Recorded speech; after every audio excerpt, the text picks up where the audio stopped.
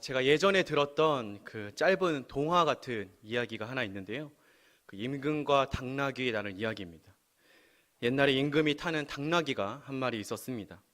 임금이 당나귀를 타고 나라를 한 바퀴 순찰하면 온 국민들이 나와서 이 왕에게 환호와 박수를 보냈습니다. 임금을 등에 태운 당나귀는 왕을 태운 역할에 걸맞게 아름다운 장식을 통해서 아주 멋지게 꾸몄고요. 국민들은 그 나귀를 타고 있는 왕에게 끊임없는 갈채와 찬사를 보냈습니다.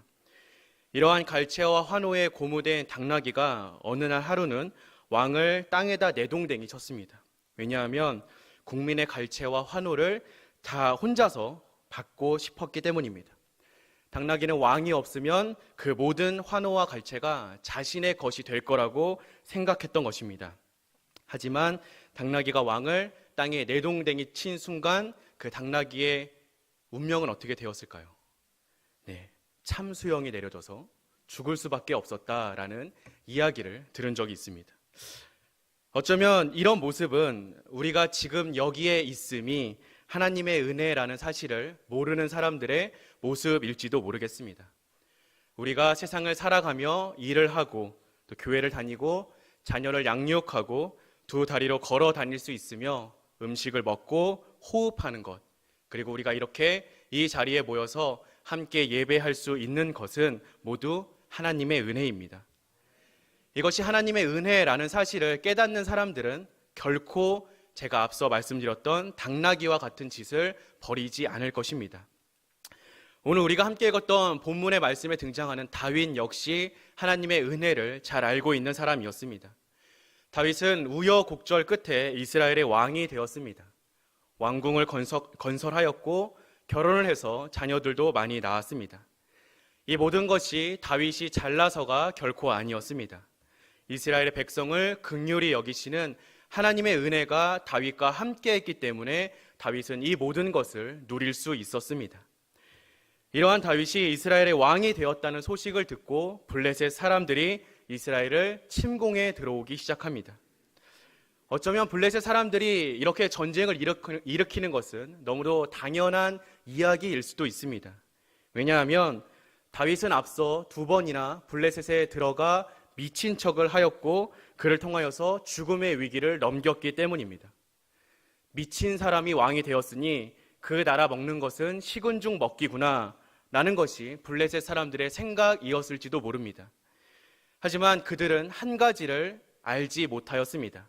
바로 다윗이 날마다 하나님의 은혜를 기억하고 살아가는 자라는 사실을 말입니다.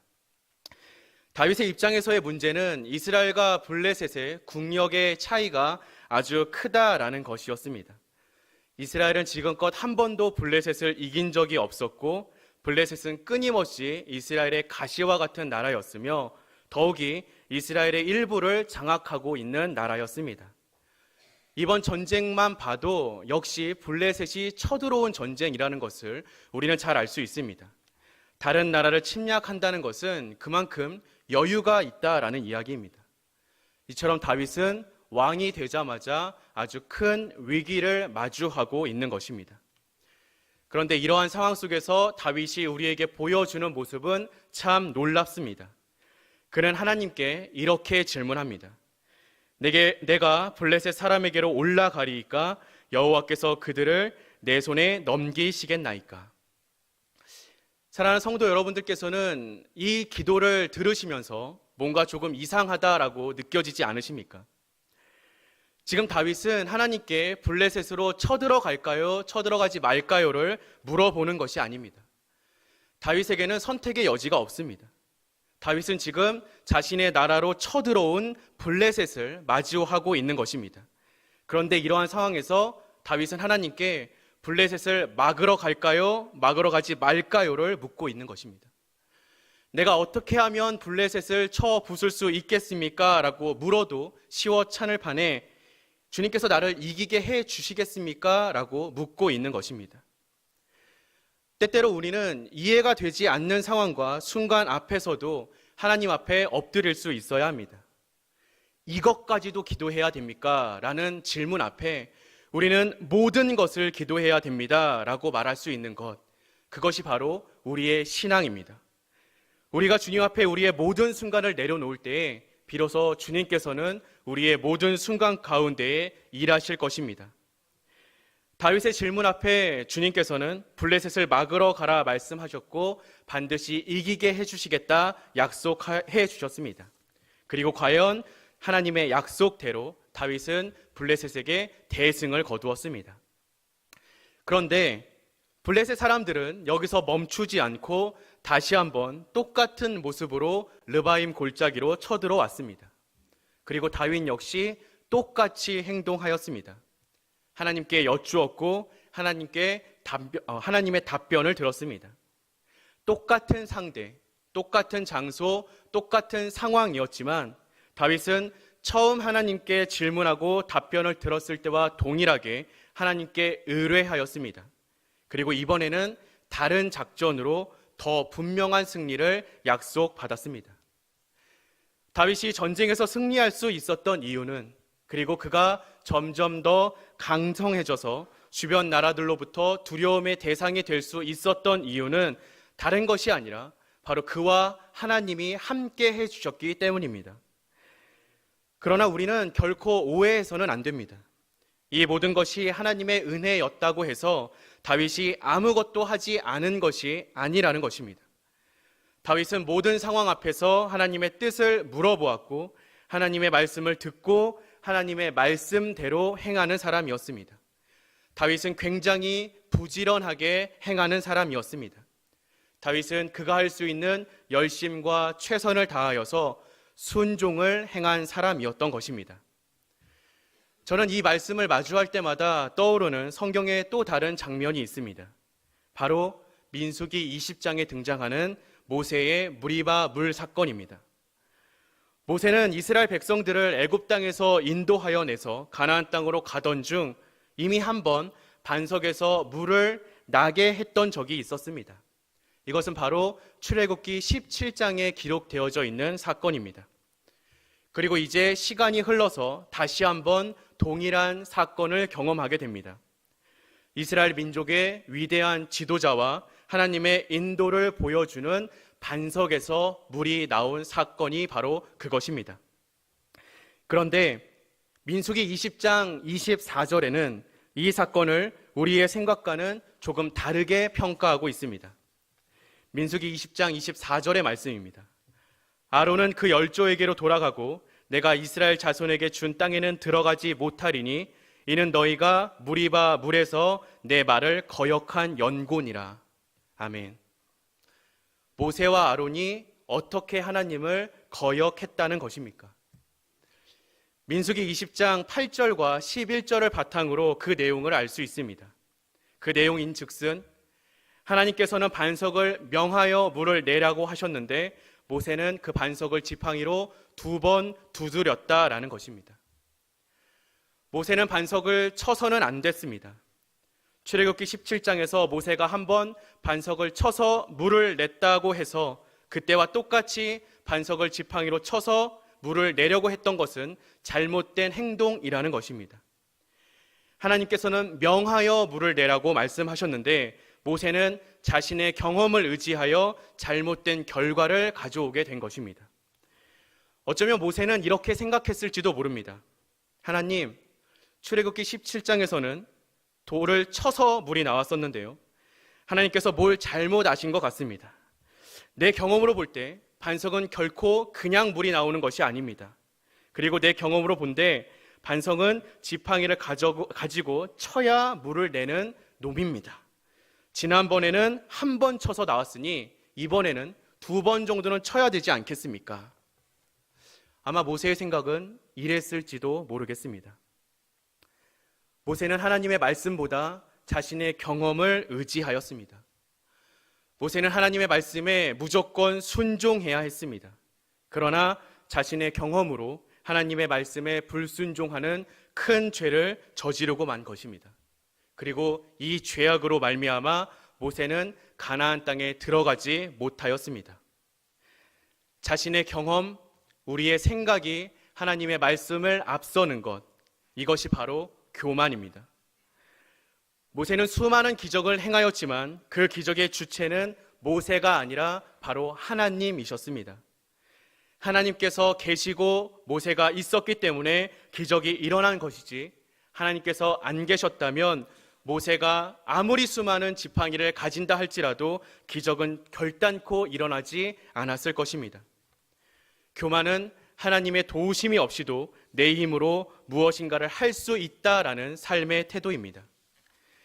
나의 삶 가운데 하나님의 도우심이 없어도 내가 내 힘으로 얼마든지 내 일을 처리할 수 있고, 나는 내 힘으로 얼마든지 행복하게 살 수 있다라고 생각하는 것, 그것이 바로 교만입니다. 우리는 절대 우리의 힘으로는 행복하게 살아갈 수 없습니다.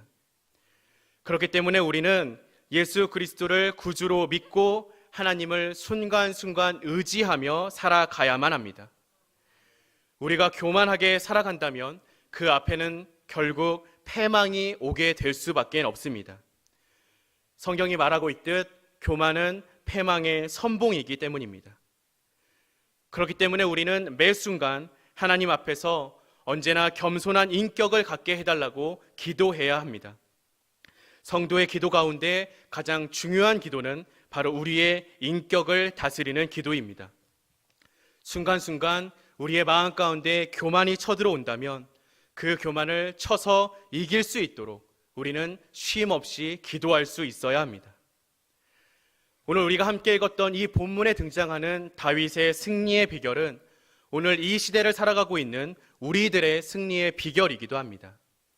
그것은 다름이 아닌 나의 생각, 나의 주장을 버리고 하나님의 명령대로 행하는 것입니다.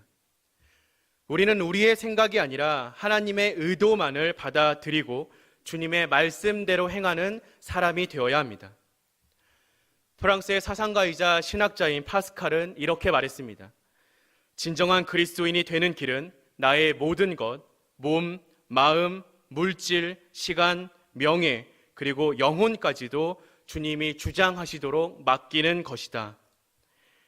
하나님의 말씀과 하나님의 인도하심, 하나님의 뜻과 계획이 바로 우리에게 복을 주시는 유일한 통로라는 사실을 기억하는 저와 여러분 되시기를 주님의 이름으로 기도합니다.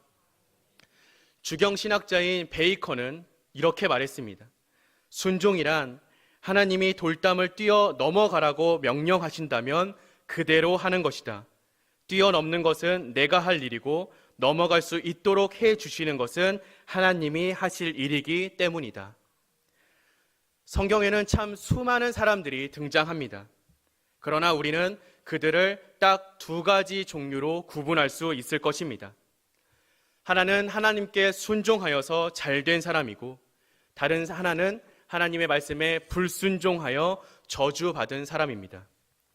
사랑하는 성도 여러분들, 여러분들께서는 순종하고 복 받으시겠습니까?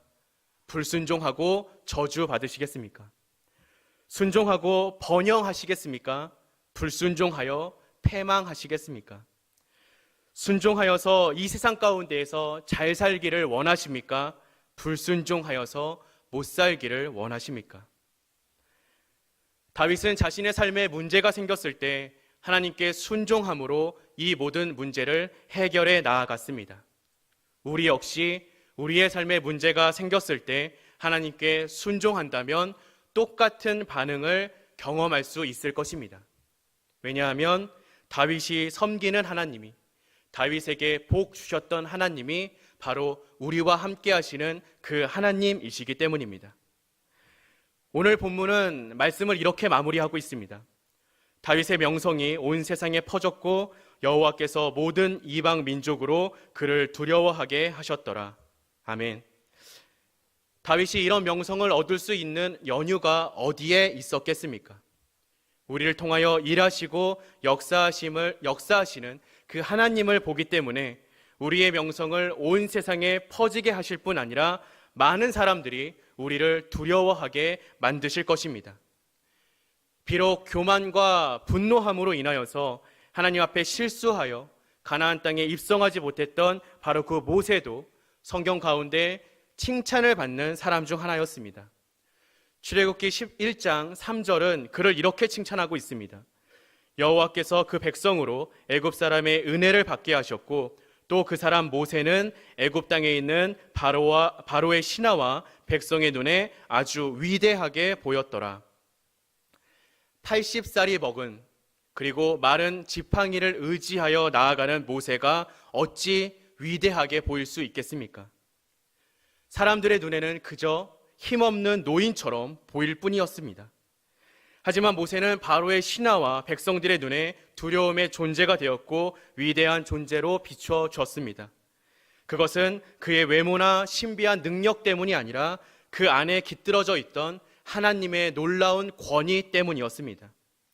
그리고 이 권위는 모든 것이 하나님의 은혜임을 기억하고 나는 질문자이요 하나님은 답변자라는 것을 깨닫고 살아가는 자에게 주어지는 축복입니다. 다시 한번 우리는 이 시간 우리가 왜 나와서 예배하고 왜 기도하고 있는지를 우리 스스로에게 그리고 하나님께 질문해 보아야 합니다. 단지 내 소원만을 아뢰는 시간으로 나왔다면 우리는 우리의 소원이 이루어지지 않게 될 때 지금까지 베풀어 주셨던 하나님의 모든 은혜를 망각하기 쉬울 것입니다. 또한 나는 질문자요 하나님은 답변자라는 사실을 알지 못한 채 살아갈 수밖에 없습니다. 그래서 하나님을 의지하는 것이 아니라 나 자신과 나의 주변 상황 그리고 환경, 사람들을 의지하며 살아갈 수밖에 없습니다. 그러나 이 자리에 나온 정륜교회 모든 성도님들은 지금 우리가 이 자리에 있는 모든 것이 하나님의 은혜임을 고백하는 이 예배의 시간이 되기를 축복드립니다. 그래서 작은 것 하나하나까지도 하나님께 질문하고 하나님의 답변을 듣고 그 말씀대로 순종하며 살아가는 정륜교회 성도님들이 다 되시기를 주님의 이름으로 축원드립니다. 우리가 그렇게 할 때에 하나님께서는 우리의 대적들을 물을 흩음같이 흩으실 것입니다. 우리의 명성을 드높여 주실 것이며 많은 사람이 두려워하도록 위대하게 바라볼 수 있도록 만들어 주실 것입니다. 왜냐하면 우리는 오늘도 하나님께 질문하고 하나님의 말씀을 들으며 순종하며 나아가기 때문입니다.